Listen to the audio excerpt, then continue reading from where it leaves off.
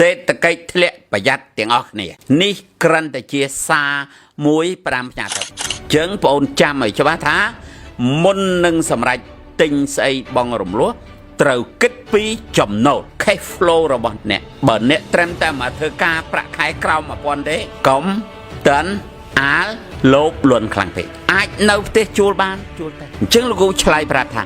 នៅផ្ទះជួលខ្មាស់ណែណាមិត្តភ័ក្តិបង្អាប់គេអត់បង្អាប់ផងនឹងយើងតែអ្នកខ្មាស់គេបងប្អូនបង្អាប់គេបង្អាប់អីបង្អាប់ទៅកុំទៅខ្វ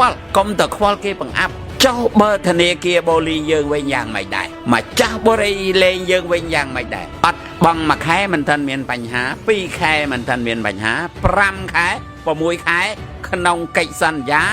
មិនមានសិទ្ធិតវ៉ាបងអស់លុយ 4-50000 បាត5ឆ្នាំថាបងអស់បាន 50000 ចាបងប្អូនដឹងថាវាអីកើតឡើងយើងអត់មានស្អីតបតជាមួយនឹងបរិយ